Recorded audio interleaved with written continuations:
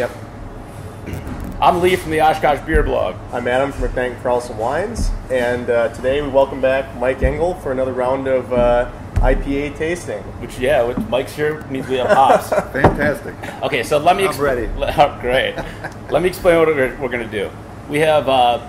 we're drinking beer from Lakefront Brewery in Milwaukee today, and what we have is their IPA.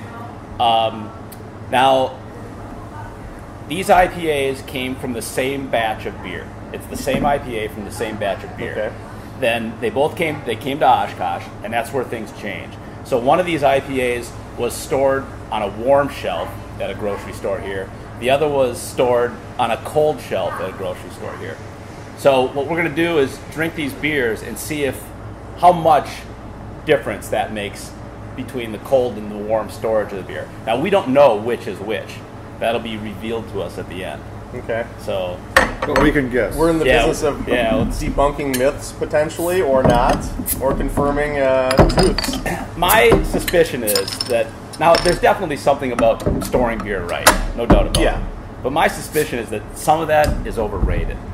That well, and you can use that as a marketing tool too, if you're a brewery or a distributor. I should mention here too, both of the beers are fresh. Like I said, they're from the same batch of beer, and the best before date is April 14, 2016, which means they're saying their beers are good for at least 6 months on the shelf. Well, and that's not, typically hoppy beer, you're thinking to consume it within, 4 weeks to 6 weeks, but that's kind of a bold statement. Yeah, I thought that was kind of a... So now we probably should mention that they've both been chilled with certain. So last night I took the warm one and put it in the refrigerator. So it's been sitting there overnight. Okay. So yeah, they're both at the same temperature now. Oh, that's a pretty Nice beer. color. Yeah, looks like autumn. Yeah. Burnt orange.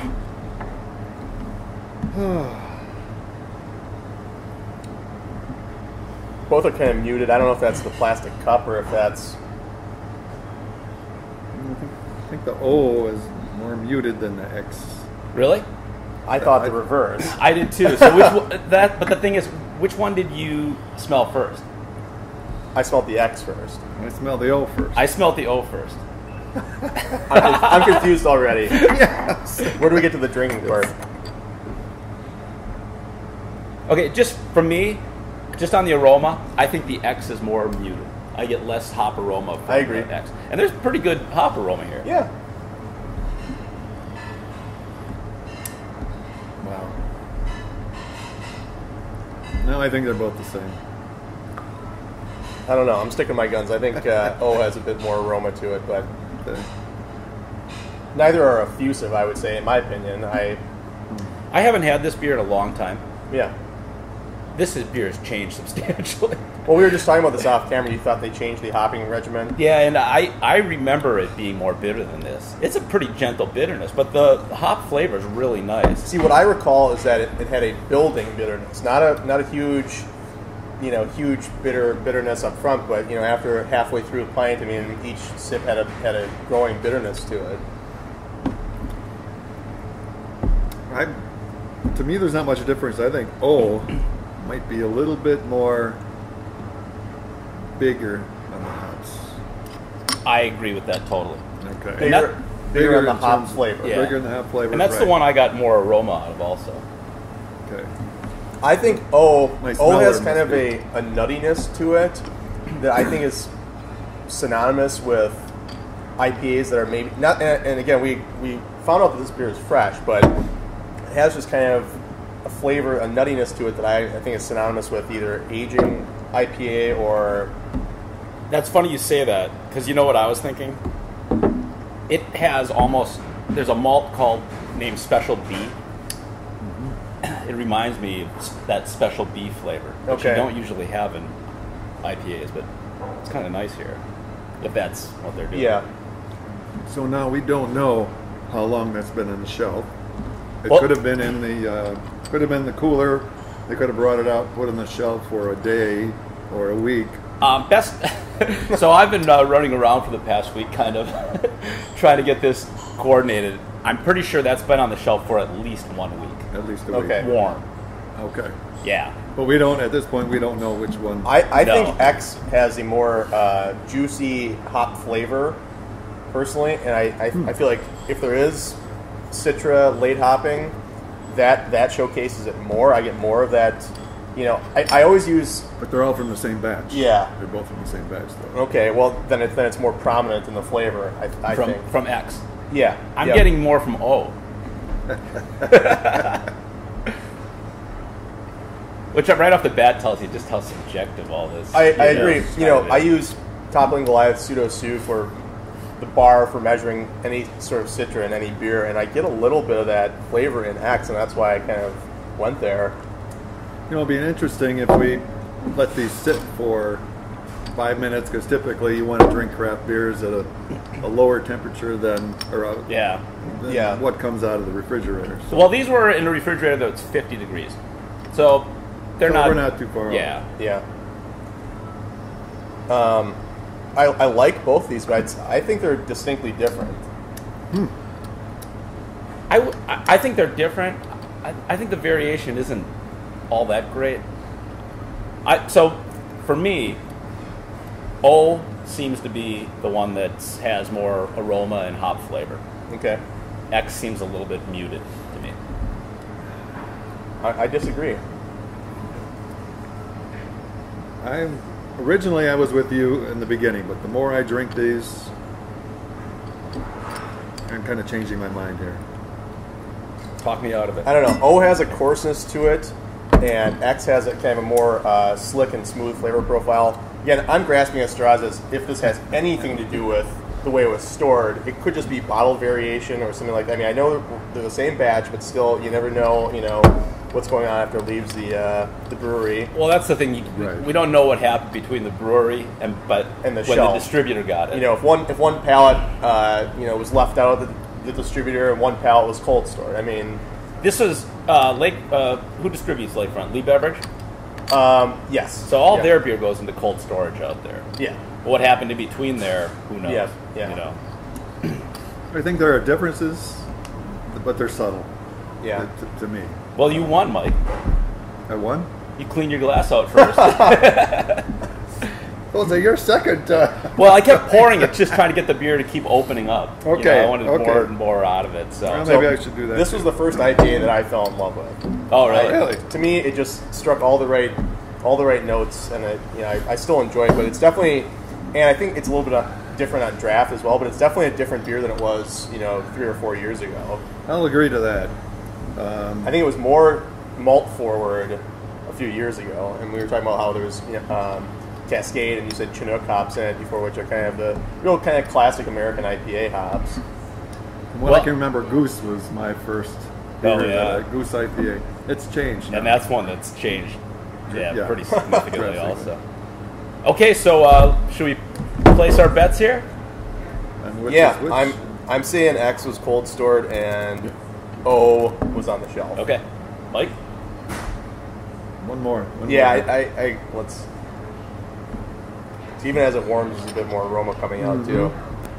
And maybe that's what we should have done. Let them sit for a little bit.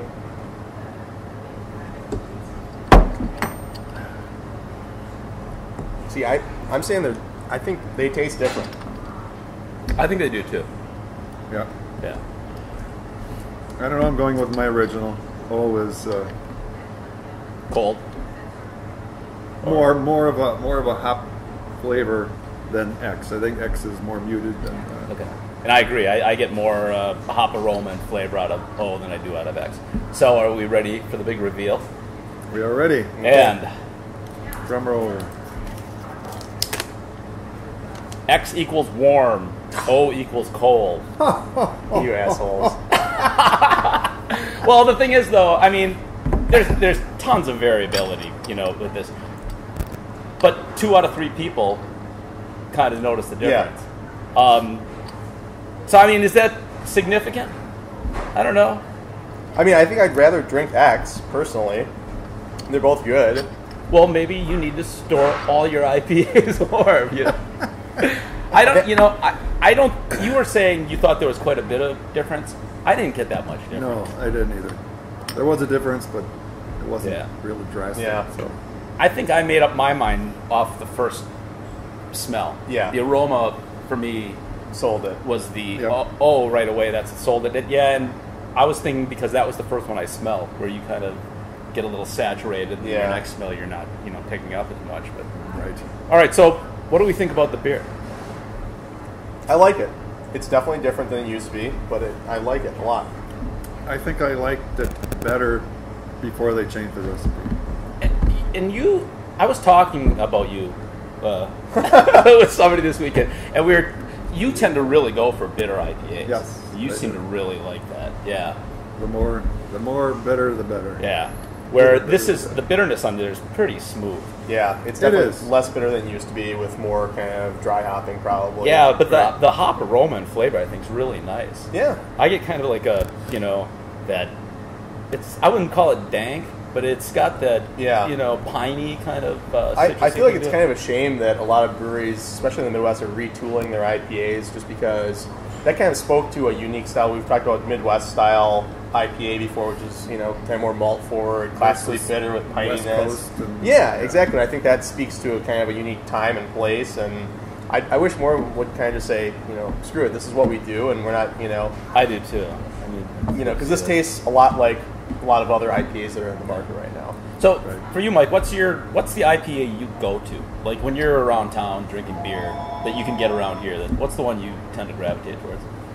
It depends what's on tap. But, now, if I go out to a store, what do I buy? Actually, you might find this a little interesting, but Ranger was my go-to beer.